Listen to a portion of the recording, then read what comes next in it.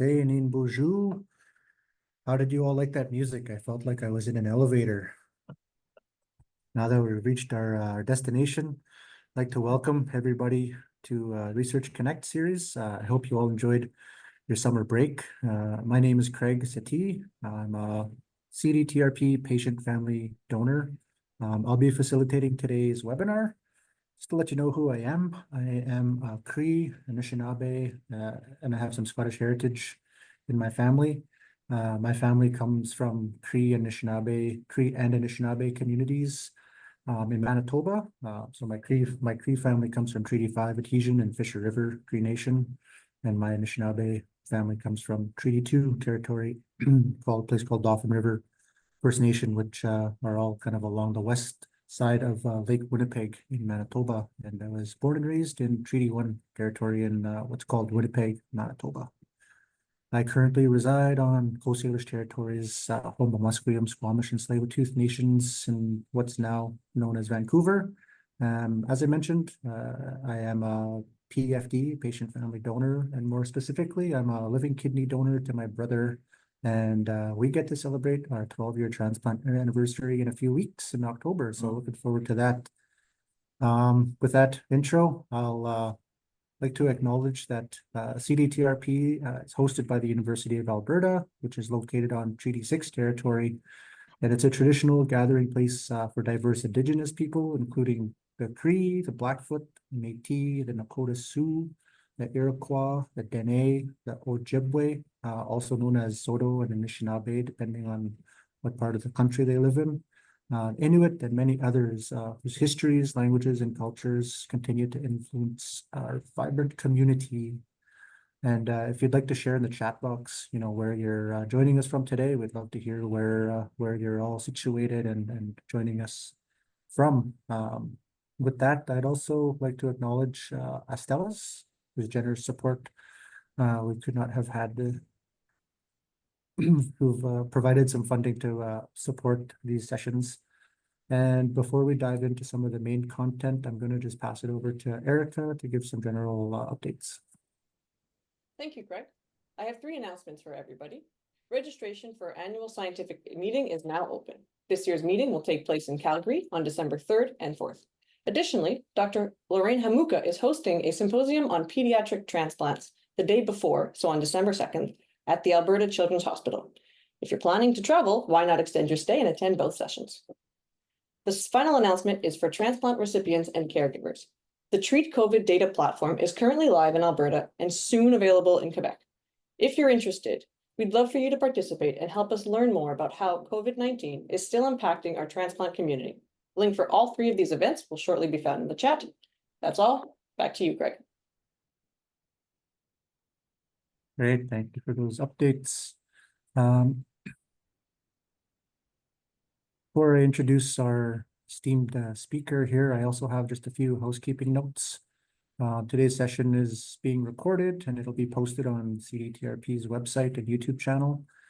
During the presentation, just please keep your mics off. And if you have a question or a comment, you can raise your hand with the raise hand button, or you can type it into the comment section chat box, and I'll field those questions when we get to the Q&A portion of our time. So with that, I'm pleased to introduce our presenter, Mrs. Merryn Jones.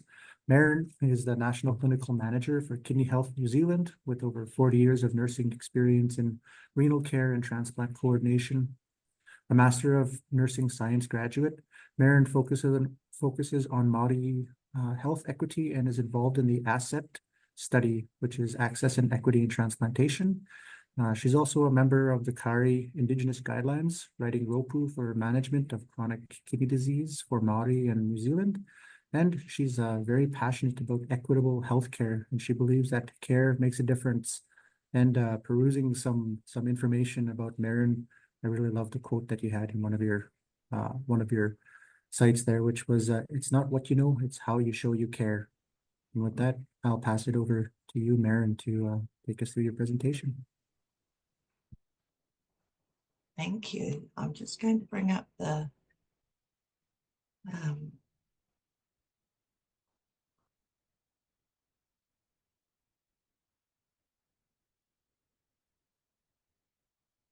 Sorry.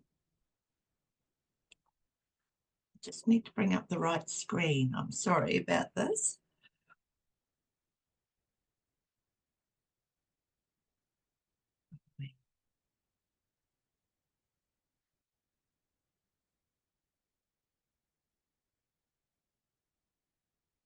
Sorry about the pause, guys. Share.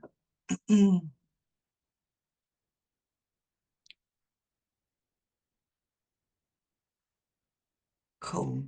Are we all okay? Sorry, have we got the right screen there? Sorry about that. Yes, we do. That's Cool, perfect. thanks. Thank you. Tēnā koutou e whānau, kua huihui mai nei tēnei wānanga. Greetings to you all, and thank you, Erica, and also to Craig for the beautiful introduction. And thanks to all of you who have joined today. I'm just going to reduce that so that I'm going to talk about a small portion of Aotearoa New Zealand history today, lightly touching on the migrations of Eastern Polynesian peoples across the Pacific Ocean, but mainly I'm going to focus on what happened once European settlers arrived on our shores. I'll interweave the lives of 5 generations of my Māori ancestors, my tipuna, with the key events and legislation that was happening at the time of their births, and how these events might have contributed to the health inequities that we see today. I'm also mindful that my ancestry is Pākehā as well as Māori, so that's European as well as Māori. And while we can't change history, we can reflect and acknowledge the impact that colonisation has had on Māori, and to seek to redress the inequities that we see today. Connection to the land is intrinsic to the health and well-being of many Indigenous cultures, not just Māori, but Māori often consider their personal health and the health of their iwi or their tribe to be linked to the health of their water, their land and their environment. And this is important if we're to understand the health and well-being needs of Māori. So when Māori ask, ko wai o, who am I? Their answer will include their connections to land, to water, and to people. These connections descend from Ranganui, our Sky Father, to Papatuanuku, who is our Earth Mother, to people and all parts of the environment. Our awa, our rivers, and our maunga, our mountains, are thought of as our ancestors, or our tipuna, that have been with us throughout history. So this is my pepeha that you can see written here. Ko Moumoukai te maunga, ko Waitirohia, ko Nuhaka nā awa, ko Takitimu te waka, ko Ngāti Rākaipaaka, ko Ngāti Kahungunu nā iwi, ko Merryn ahau. Māori are descended from Eastern Polynesian peoples that settled Aotearoa, New Zealand, nearly 1,000 years ago, following what is believed to be around 40 different migrations of waka, or canoes, across the Pacific Ocean from the 1200s to the late 1300s, although many accounts still focus on 13 main migrations. Many of these migrations began their journey from Aotea, which is in Raiatea in Tahiti, and that's just in this cluster here. I don't know if you can see my pointer, but Raiatea was known as Hawaiki by the Tahitians, and this was the departure point for many of the waka that crossed the Pacific. And we call the Pacific Te Moana Nui a Kiwa. So in the graphic on the right, we can see the octopus or the whiki, and that symbolises the migrations of Polynesians across the Pacific, with Raiatea at its head. When those ancestors of Māori first arrived nearly 1,000 years ago, they brought their own Polynesian languages with them. Over the next 500 years, dialects developed and new words were formed to describe the new environment in which these voyaging Polynesians now found themselves. While their language was still related to the Tuakana or older languages of Polynesia, Te Reo Māori is its own distinct language now, and it's indigenous to Aotearoa. There are three major dialects. There's Eastern North Island, there's Western North Island, and there's South Island Māori, and all have slight variations in their pronunciation of particular consonants, but each will be understood by the other and provides a sense of where the speaker comes from.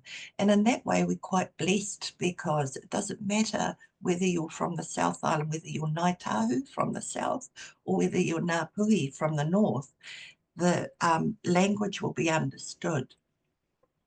I don't know how many hundreds of languages there are in Australia, Aboriginal languages, but it's vast, and it makes it very difficult then to create one set of resources for a people.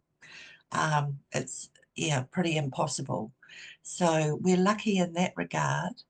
My whakapapa is from the Takitimu waka that crossed the Pacific in the 1200s, and I also have Hawaiian DNA as well as Māori. So my migration would have been from the north through Raiatea and then south to Aotearoa.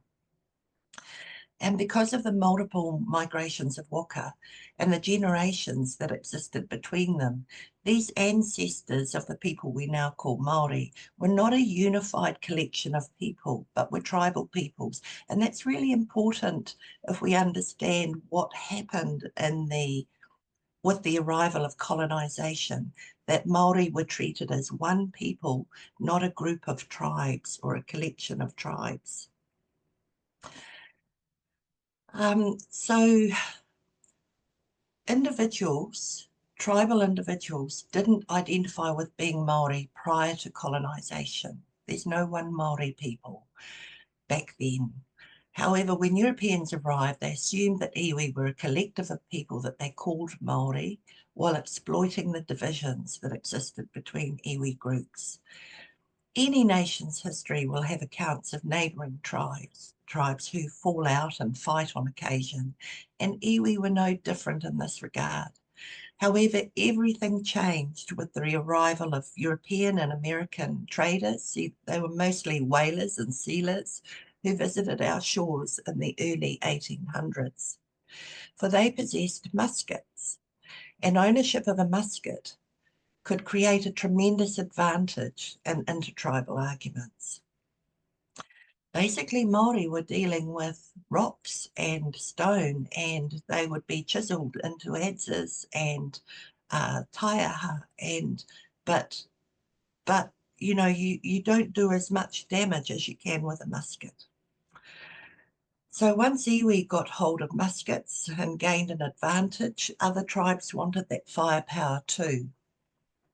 And most of what's known as the Musket Wars fighting took place between 1818 and 1840, although the period I've written there is larger because there were more skirmishes outside of that period. And by the 1820s, most tribes were fighting or trading for muskets. And look at the cost of those muskets in 1820. One musket was worth 200 baskets of potatoes or 15 pigs, and that would have fed a lot of people. These battles weren't happening everywhere, however, but these pockets of intertribal conflict were used as a tool to European advantage and opened the door to militarisation in New Zealand to create order in the 1840s. And just to show that the fighting wasn't a problem everywhere in New Zealand, and despite what is said about the Musket Wars, there was a rise in Māori agriculture between 1830 and 1850. And most coastal shipping in the North Island was under Māori ownership, and food was sold, and it was even exported to Australia during this period, for Māori were great horticulturalists. And it's really important to remember how well they were doing prior to the arrival of Europeans. By the 1830s, many iwi were weary of years of fighting. Tribes could no longer afford their losses of men, nor their losses of food stocks, nor land taken by the victors. An estimated 20,000 Māori died as a result of the musket wars, or roughly 1/5 of the population. During these wars, many tribes migrated from their ancestral lands and into exile, such as the 20-year exile that happened for Ngāti Kahungunu in Hawke's Bay, where my whānau are from. And so people moved from these lands north to here, if you can see my pointer, and whole regions were left depopulated when iwi migrated, complicating later questions about ownership. My great-great-great-grandmother, Arami, was born in northern Hawke's Bay during this time, between 1810 and 1820. We don't know exactly when, because there were no records of written records of Māori births, and we don't have, we only have a rough idea that she died in the 1850s, shortly after giving birth, because that information has been passed down through my whānau. We don't know what she looks like, but we do have her whakapapa. So this, if you like, is a picture of my great-great-great-grandmother. So this is her lineage, or her whakapapa. Where I've circled in red, her whakapapa states, ka noho a Arami I a henari tamihana kata, and in brackets, te wahapango. So her people had given her tāne, her man, who was a whaler, named Henry Thomas Carter, the nickname te wahapango, which means black mouth. So he either had very rotten teeth or he swore a lot. I think it's probably the latter. Arami's buried somewhere on the hill near me at Parihaki Urupa and in Hawke's Bay, and there are a number of old graves up there on the hill, but their wooden markers have long since rotted away. So there's no exact written record of her exact resting place, but we know she is up there. When Arami was a young girl, there were only about 200 permanent European residents in New Zealand, although many foreign visitors to our shores, and these could swell to the thousands in whaling ports. In 1831, with the help of a missionary, 13 chiefs from Northland iwi and hapu drafted a letter to King William IV in England. The chiefs were concerned about the lawlessness of European whalers and traders coming into Russell, Porōrakia, which was at that time New Zealand's main trading port up in Northland. The chiefs asked the British King to provide protection. The King agreed to this and also provided 3 options for a flag to identify New Zealand ships, as a New Zealand-owned ship had been seized at Sydney for not flying a flag.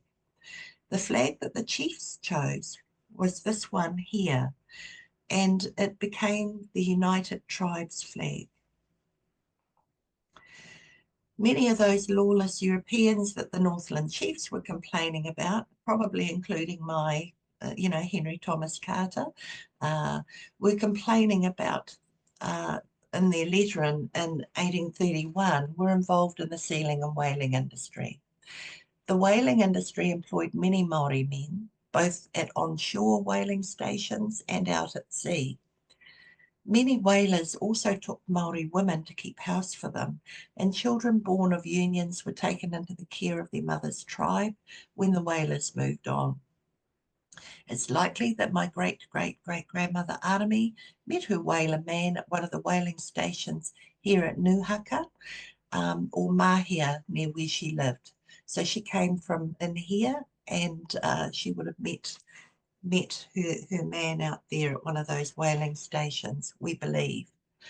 There were several thousand people living at Mahia at that time, and I think it swelled to nearly 5,000 at its peak. In 1835, the King's British resident official, again with translation help, drafted a statement for the chiefs to sign, in which the chiefs declared themselves the rulers of New Zealand. The version of that was signed was in Māori, but an English translation was also made. 32 chiefs signed this initial document, this Declaration of Independence in 1835. And this declaration was recognised by the British Crown. In the 4 years that followed, more chiefs signed the declaration and joined the Congress. Many Māori still refer to this Declaration of Independence as their founding document, rather than to the Treaty of Waitangi, which was to come 5 years later. It's really important to stress again that prior to the Treaty of Waitangi, Māori were not a unified collection of people, but individual tribes with a chief at the head of each tribe. And here we have Hapuku, who was from Hawke's Bay, and Te Wherowhero. And they were the last chiefs to sign in 1838 and 1839. So in 1839, the New Zealand Company, which was a grouping of gentry and investors in London, hurriedly hoped to buy up land in New Zealand using private investors' money before New Zealand was to come under British government protection the following year. On the basis of 3 very dubious and soon discredited land purchases, the New Zealand Company set about establishing its main settlement in Wellington. The first shiploads of immigrants arrived at Port Nicholson in Wellington in January 1840, each with an allocated 1-acre plot to build a home. Some of these sections ran right through existing Māori villages or their kumara plots. There was no regard at all to the Māori who were occupants of the land. It's no wonder that hostilities grew. In modern terms, it's like allowing a flatmate into your home, then having your flatmate invite all their friends and family to stay, and then the flatmate demanding rent from you, and then changing the locks and ultimately pushing you out of your own home. The Treaty of Waitangi the following year was first signed in February 1840, and it's a national holiday here in New Zealand on February the 6th. But various copies of the document toured New Zealand, gaining more signatories over the following months. It acknowledged those who had signed the 1835 Declaration of Independence as the chiefs of the Confederation of the United Tribes of New Zealand. The treaty itself isn't a law. Instead, it outlines intentions through the principles of the treaty. Māori feel it should sit above the law so as not to diminish the mana of the treaty. One of the most significant results of the Musket Wars was the redrawing of tribal boundaries, and the Native Land Court a few years later in 1865 decreed that tribal boundaries should be determined as they were at the time of the signing of the treaty. However, in claims to the Waitangi Tribunal, many iwi have argued for the recognition of tribal boundaries to be reinstated as they were prior to the Musket Wars, and this seems a fair call for the smaller tribes who perhaps didn't have the manpower or muskets to defend themselves against larger tribal attacks, and they vacated their land, such as with Ngāti Kahungunu, for 20 years vacated their lands. They were in exile. Others argue that the acquisition of land by conquest was well established in Māori tikanga or custom, and that intertribal fighting was part of a centuries-old tradition of political and social interaction, and land acquisition was part of that equation. Around 1844, just after the treaty was signed, my great-great-great-grandmother Arami gave birth to her son, my great-great-grandfather Tame Carter. He wasn't born on ancestral land in northern Hawke's Bay, but he was born near Otaki, several hundred kilometres to the southwest. It's possible that Arami and Henry Thomas Carter had left for the Kapiti Coast whaling stations, but we do know that Tame and Arami were back in Hawke's Bay several years later. He died a young man. He was only 46. and he's buried in the Urupa at Havelock North, also near me. He was a bit of a rat bag too. But when Thomas was born around 1844, his birth wasn't registered, just as his mother's birth wasn't registered. For Māori, compulsory registration of births and deaths was enacted from 1913 and marriages from 1911, but in reality, registration of Māori births and deaths didn't occur reliably until after the Second World War. However, the Registration Act of 1847 meant that Pākehā births and deaths, or European births and deaths, were to be recorded from 1848, and after a patchy start, this was made compulsory from 1856. The arrival of Europeans brought many diseases to our shores for which Māori had no natural immunity, and this won't be telling you, Craig, anything that you don't know already either. You know, smallpox was to prove devastating for Māori. It was ships like these ones, that this one's entering Wellington Harbour, that brought smallpox with them, amongst other diseases. Over the next 80 years, there'd been numerous smallpox, measles, scarlet fever, diphtheria and typhoid outbreaks, with very few deaths accurately recorded. In the early days of colonisation, medical care was strictly user pays. So admission into hospital was by way of paying land rates. And if you didn't pay rates, such as Māori who lived on communal iwi land, you wouldn't be permitted access to hospital. So this was an early indicator of inequity for Māori and racism.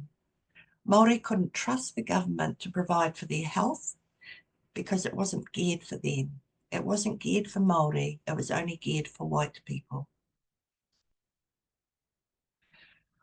In the aftermath of the Treaty of Waitangi being signed and the end of the musket wars, some tribes started to find their way back to their ancestral lands after their big migrations. Others born in exile in new lands never returned to their tūranga waiwai or their birthplace.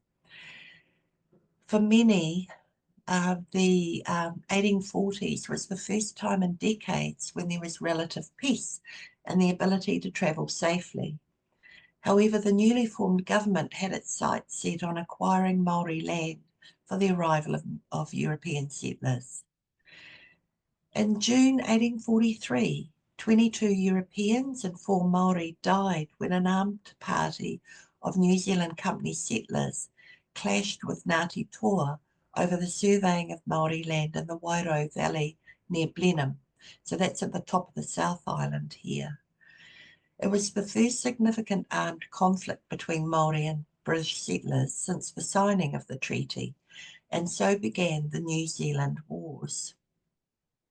Battles followed in Northland, Wellington and Whanganui between 1845 and 1847, and then the military was brought in to secure Wellington and Whanganui, whose immigrants were viewed Māori as an obstacle to European settlement. There was a brief period of uneasy peace in the 1850s, but then fighting resumed on a larger scale in the 1860s as demand for land grew. Despite the land wars, many tribes had taken up commercial farming to supply settlers. Māori owned coastal ships supplying crops to both local and Australian markets. And in 1859, William Swainson described Māori farming activity among Te Arawa, Tūwharetoa and Matatua iwi. He noted thousands of acres in wheat, potatoes, maize and kumara, thousands of pigs, hundreds of horses and cattle, plus flour mills and 43 small coastal vessels, and upwards of 900 canoes. Māori was still doing well and to a degree profiting despite the arrival of Europeans, but events were to change dramatically in the 1860s with pressure on land and diseases. During the 1860s, the intensity of militarisation in the New Zealand land wars escalated. European settlers now outnumbered Māori for the first time. The government forcibly took Māori land for European settlement. Communal claims to land through ahi kā, or continued occupation, were abolished through the Native Land Court in 1865. Individuals or family groups were now named as owners on land titles to make the selling or leasing of Māori land easier for the government. As well as the forced acquisition of Māori land, the Māori language was also under attack. On the 16th of May, 1867, the Native Schools Act decreed that English should be the language used in the education of Māori children. The policy was rigorously enforced well into the 1950s through the use of corporal punishment and caused an intergenerational loss of culture. For what is a culture without its language? And in fact, my mother and who is 87, and my grandfather spoke very limited Māori because of these practices. My great-great-grandfather Tame was recorded as owning a block of land in 1859 in Patangata in central Hawke's Bay.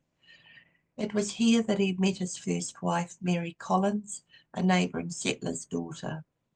They married in Napier when she was 18 and he was 21.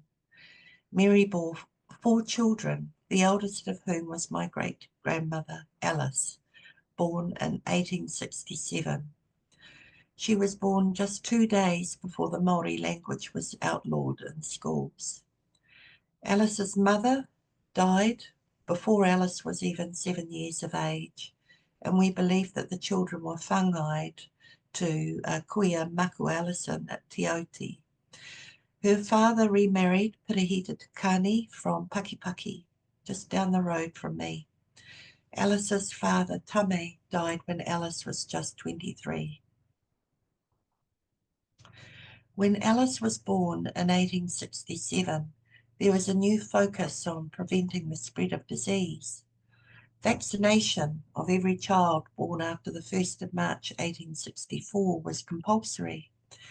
Public vaccinators were employed for the first time. Hygienic surgical practices were almost unheard of in New Zealand at this time, but the UK's Dr. Joseph Lister's teaching about cleanliness and germs began to take hold with medical trainees. By 1877, germs were being widely discussed and separate fever wards were created in hospitals, but remember, these were just for Europeans. The authorities turned their attention to the sanitation and conditions at Māori Pa. And here we've got a picture of Joseph Lister's assistant spraying carbolic acid over an operations site, and it dramatically improved or reduced the amount of infection in wounds post-operatively. During the late 1870s, Parihaka was New Zealand's largest Māori community at the foot of the Taranaki maunga. It was a pacifist community, and Parihaka attracted followers from all around the country. It made authorities uneasy. In 1878, the government began surveying confiscated southern Taranaki lands for European settlement, but soon after, Parihaka men went out to reclaim this land by ploughing it. They would dig up all the survey pegs and plough the fields. The government was anxious to avoid further conflict, but it also wanted the land. They sent in over 1,500 troops to arrest Parihaka's inhabitants in November 1881. The community, which was pacifist, was driven out by the troops, and the leaders of the community were arrested without resistance. But this newspaper article here on the right provides a sad postscript to this event regarding a serious outbreak of measles at Parihaka, and the words, "It is feared the disease will spread amongst the natives all over the district, as the Parihaka meeting has just broken up and the natives have returned to their own settlements, probably carrying the contagion with them." Māori had no natural immunity to measles or smallpox. Also in the 1880s, when diseases such as TB, measles and smallpox were rife, my great-grandmother Alice met and married a Pākehā widower in Napier. She was just 20 years old and went on to have 11 children. Her 7th child was my granddad, Bert, born in 1901 on a farm near Ikatahuna in the Wairarapa south of here. He died when I was 7, and with him went much of our Māori whānau knowledge. He's my why as much as my patients are my why. Kia ora. In the late 1800s and early 1900s, the focus on germs and hygiene meant that many government officials deemed Māori pa unsanitary. There were frequent typhoid outbreaks, and tuberculosis continued to ravage Māori communities. I believe that TB was the number one cause of death for Māori back then, and that a third of our Māori people suffered with TB. The government moved to establish Māori councils that would work to improve sanitation in Māori communities. And when the worldwide pandemic of bubonic plague arrived in Auckland in June 1900, the government hurriedly created a new law to try and contain it. The plague focused attention once more on notoriously bad housing conditions in Māori villages. In the latter part of the 20th century, many Māori were understandably reluctant to participate in any government-sponsored health programs following land confiscations. Māori had never felt welcome in public hospitals either, so staff being generally unsympathetic to Māori cultural practices and values. So Māori continued to turn to their tōhanga for their well-being.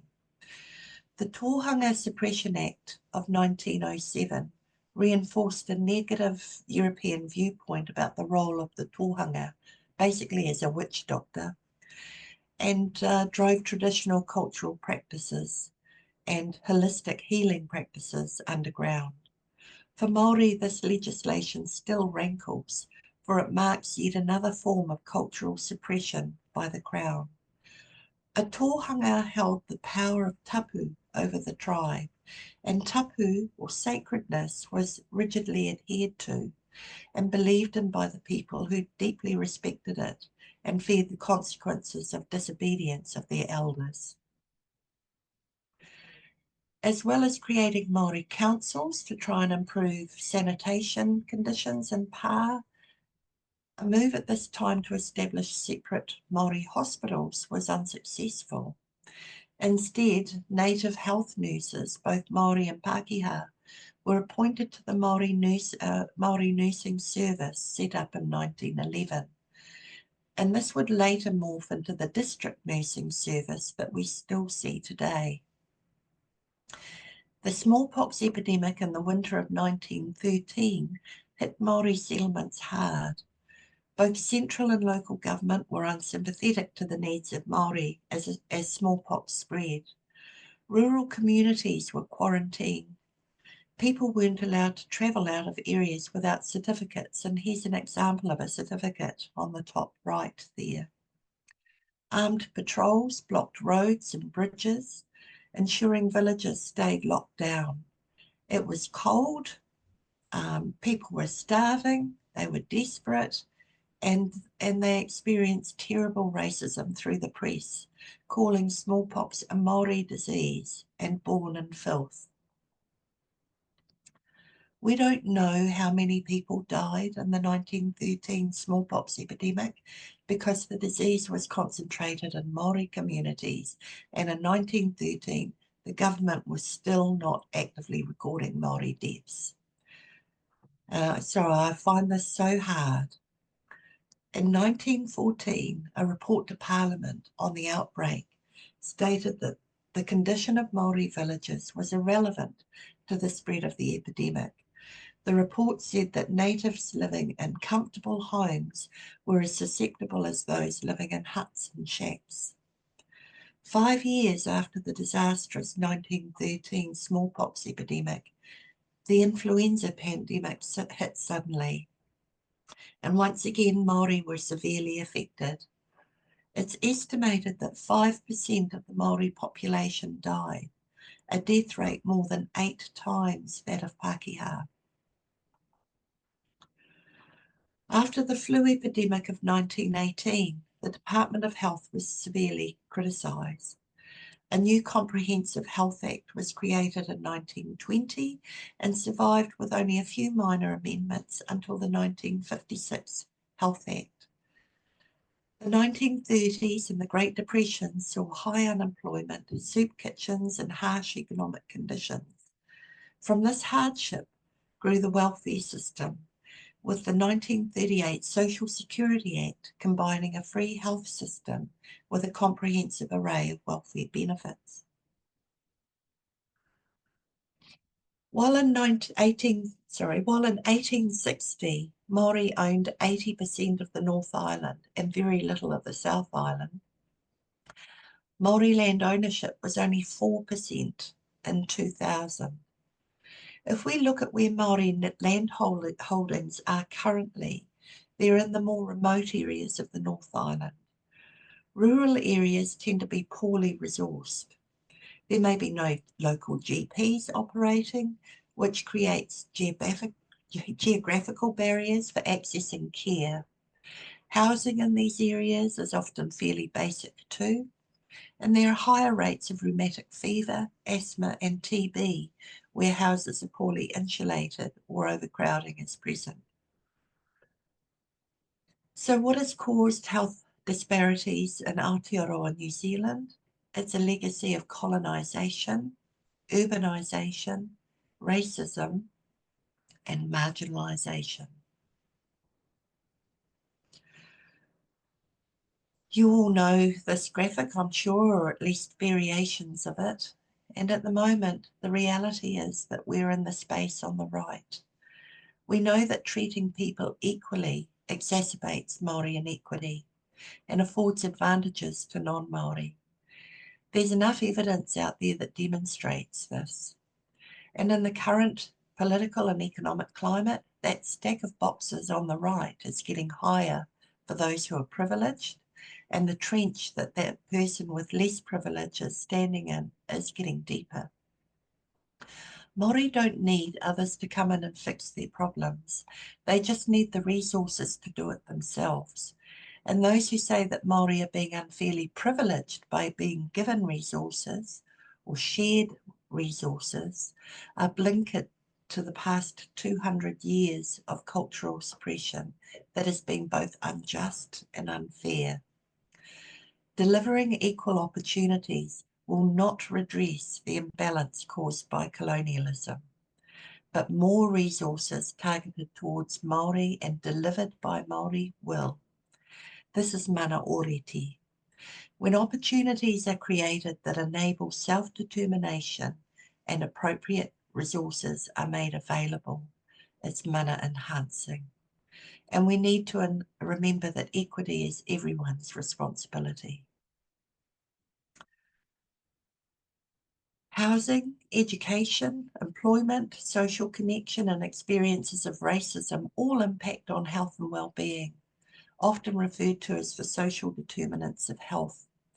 As healthcare workers, we need to work holistically and advocate for the unmet needs of our patients, whose goals for their care may not match ours. I'd just like to talk about the use of data here and the words that we use. Māori are often subject to deficit thinking when it comes to data and the words that we choose to use. How often do we see Māori described in negative ways? And this is another way that Māori experience racism. Housing statistics, numbers of Māori in prison, numbers who fail to meet education standards, health statistics, etc. And I'm guilty of talking about health statistics of Māori when speaking about high rates of CKD for Māori and other presentations. So I need to be mindful of this. So how do we do this more sensitively? While stats and data are useful, Māori view data as a living treasure, a taonga. Māori data may be used to form narratives and guide policy and decision-making, but Māori need to have sovereignty over how their data is used. We also need to remember that Māori data is subject to the Treaty of Waitangi and also the United Nations Declaration on the Rights of Indigenous Peoples, to which Aotearoa, New Zealand, is a signatory.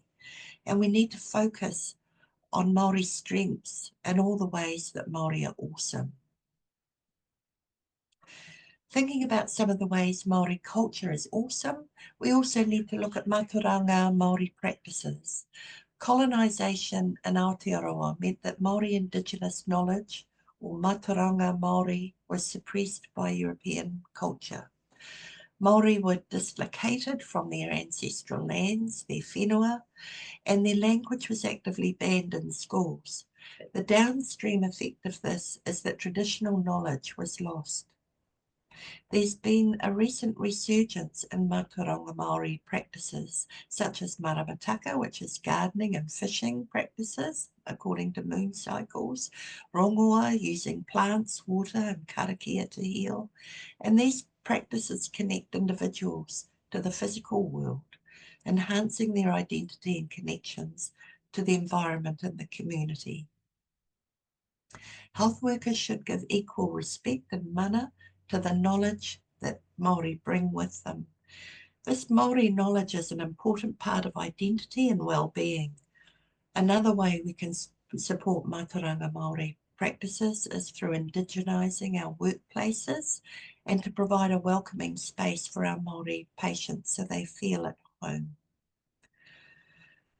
Just like with any culture, however, Māori are not homogenous. Not every person who is of Māori ethnicity identifies with Māori culture, and not everyone who wants support with their cultural needs.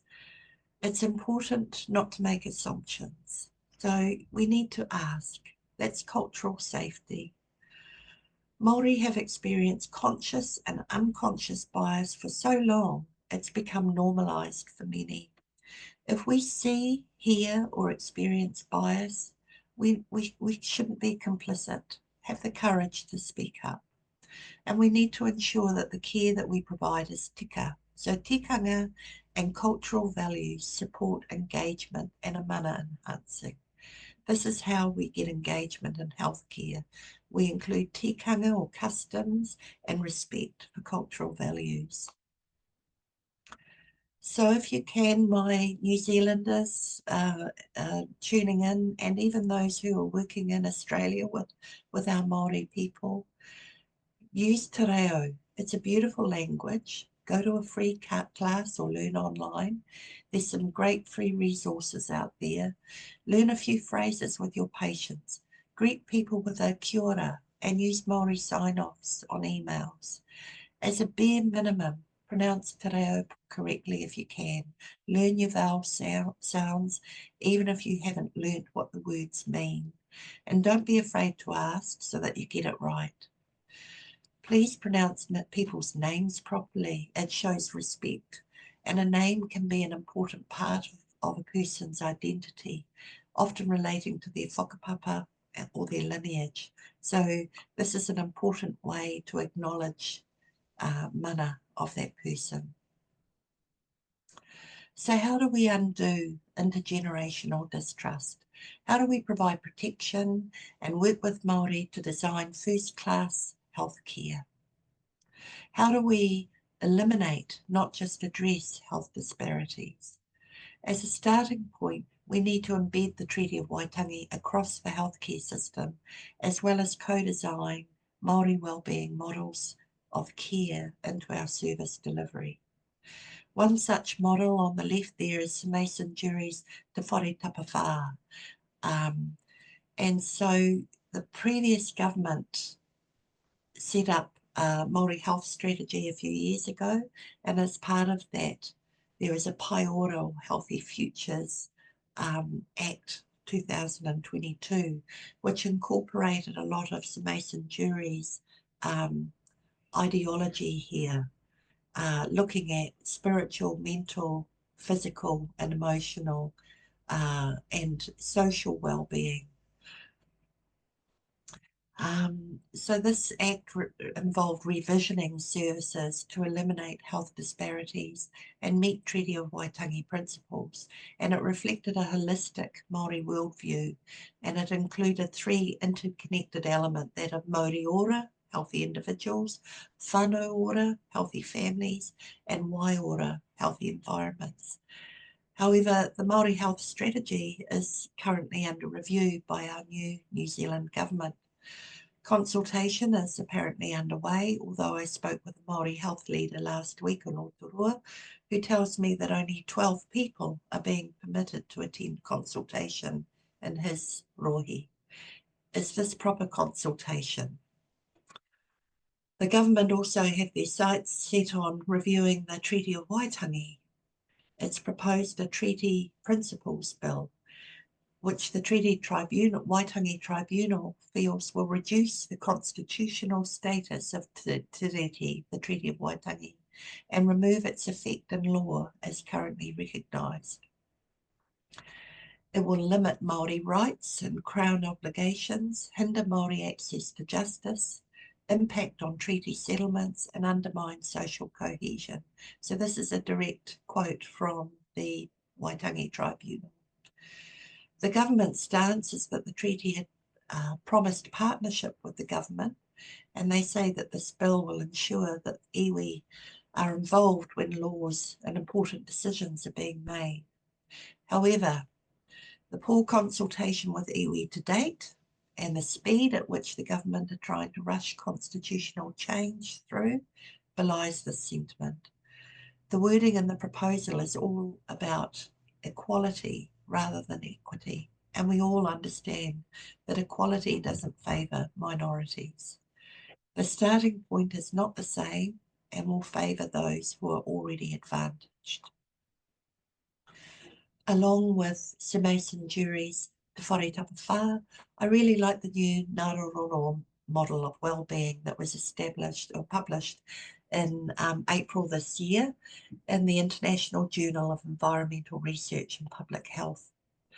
It was written by Māori academics and describes wellbeing as the embodied and active process of being well in relation with one's social and familial ties, the environment, cultural treasures, and while doing what one can to make lifestyle choices that are conducive to the health of one's body and spirit, while cultivating a balanced inner system, fulfilling core needs and exercising self-authority.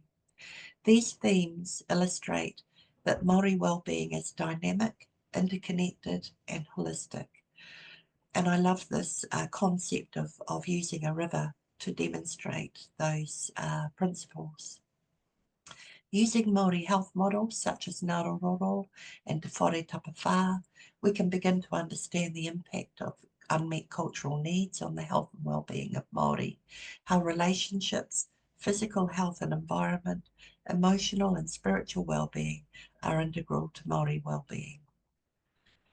So thank you all for your time and for listening today to my whānau story and the legislation that's impacted them on each generation.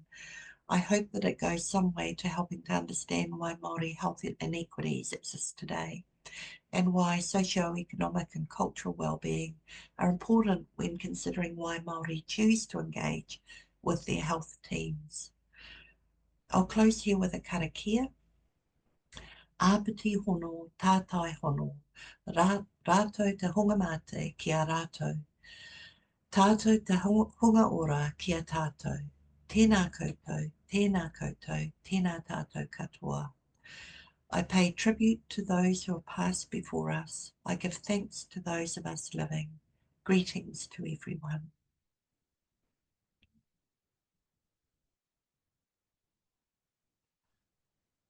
Wow. Thank you so much, Merryn. Yeah, definitely a great presentation that you've provided us. And I know I'm grateful to hear a lot of the history and in such detail that you provided and see a lot of the similarities to experiences here on our end in Canada, and what's now called Canada. And so yeah, I could definitely feel some of the heaviness as well. I know you took a couple of moments there to address how you were feeling emotionally and spiritually, I think too, because these definitely still do weigh heavy on us as Indigenous people doing this work. And just say grateful to you for doing this work. And maybe I have one question that I can start us off, and hopefully it will be a bit more of a positive question. As you say, we do often refer a lot to the negative data and negative experiences, but what I'll ask is, how have community-led initiatives or programs helped to increase awareness and improve access to organ donation among Māori populations? Oh, that's a loaded question, and Nick is here too, and I've worked with Nick Cross for a few years with the both with ASSET and on the organ donation team. Sorry, I'm a bit stumped for words at the moment, but it's a complex issue because, of course, many of our Māori patients are arriving at renal services without having any formal workup, and they're often comorbid, so they often carry more than just kidney disease. There's often cardiac disease, other legacies of things like diabetes, and without wanting to quote negative stats too much, if 60% of our Māori patients on dialysis are there with diabetes as a primary cause of their renal disease. Often there's vascular issues as well and cardiac issues, and it can take a year or two to get workup complete. And if people haven't felt comfortable with engaging with their healthcare providers in the community, or are geographically isolated, or have a strong family history of renal disease and are really scared and don't want to know, then they may not have engaged. And we've all had those patients in our clinics sitting with us, and we talk with them about their renal disease, and we don't see them again for a year. They run away, and so having navigators walk alongside our people, I think is really important. Kai whakahaere, to walk alongside our people, whether they're Pacific or Māori navigators, incredibly important. We need resources that are culturally appropriate and speak to our people so that they're not afraid to come forward and be tested. We need public health campaigns. That's a really big one. You go to the islands, so you go to Heretaunga, and there's big billboards talking about diabetes and get a check. We've got nothing in New Zealand, and to me that's a national shame, and it furthers the inequity that we've got, because renal diseases are prevalent, heavily prevalent in Māori and Pacifica populations. And while we talk about perhaps 1 in 10 people in New Zealand living with kidney disease, that rate is possibly 3 times higher in our Māori Pacifica. But that data is not being collected, and it should be being collected. So yeah, I don't know, Nick, do you have anything? Certainly Nick did a lot of work in redressing Māori health inequities, and I'd like to hand over to you, Nick. Sorry to put you on the spot. Thanks, Merryn. Oh, that's just a wonderful presentation. I just want to reflect what Craig said. It's fantastic to hear your personal story as well, Merryn, which is amazing. I think people like Merryn are a key component of solving the organ donation and transplantation problem in communities. So Merryn's career, it's so self-circular in a sense. She's done incredible work with individuals and communities, taking herself to those people. She's been an absolute inspiration in terms of setting the tone for what her community of health workers has been able to achieve in New Zealand. So I think it's a privilege to even be asked the question by her that's in this space. So what I observed working alongside Merryn, she and I geographically in the opposite ends of the country, but we came together around these problems. She would take the individual and place them within their context and help them with their understanding and spread that knowledge around them so that their community and their family, their whānau would know what this journey was going to be like and provide them with that linking and that support so that then people would come forward to support them to engage with what's a very complex situation. I always thought that I had two concepts about, because I work in the public health system looking after people with kidney disease, and I always thought that the interesting thing for me was we weren't going to solve the vast disparity by making a big change somewhere. What we really need is that the community comes around these people and they need the understanding of these cultural translators, the people that can work between both worlds and understand both sides, which is what Merryn's special skill is. She's an expert renal nurse and she's an expert clinician, but more than that, she's able to move between the worlds and provide that linking. And the things that she used to solve for people in practical sense, but then also spread the understanding into the community. That's what really inspired me to understand how we could start to move forward in these areas.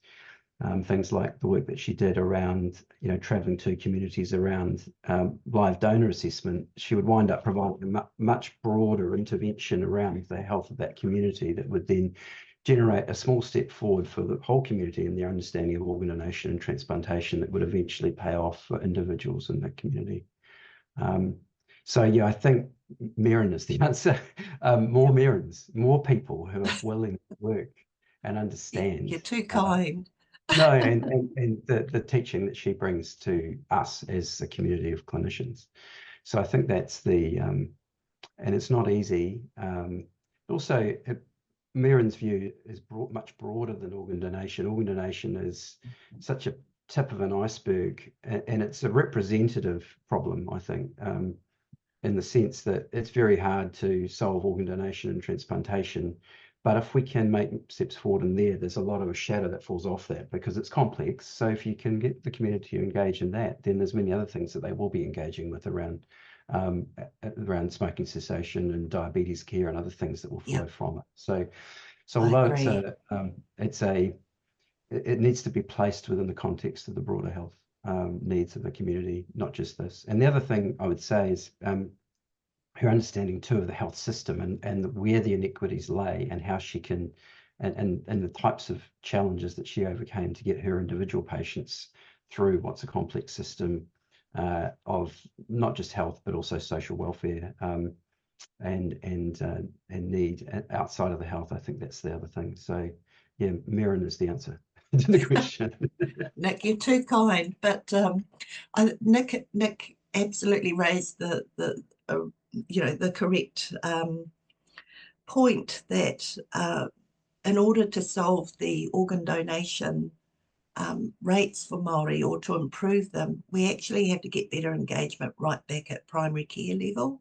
And so having people tested early, having them giving them the tools, this is this mana o rete, giving people the tools and the empowerment to manage their health well, so that there is engagement all the way through, and so that we're not getting people what we call crash land in renal services with a low EGFR and then run away because they're frightened about what they're being told.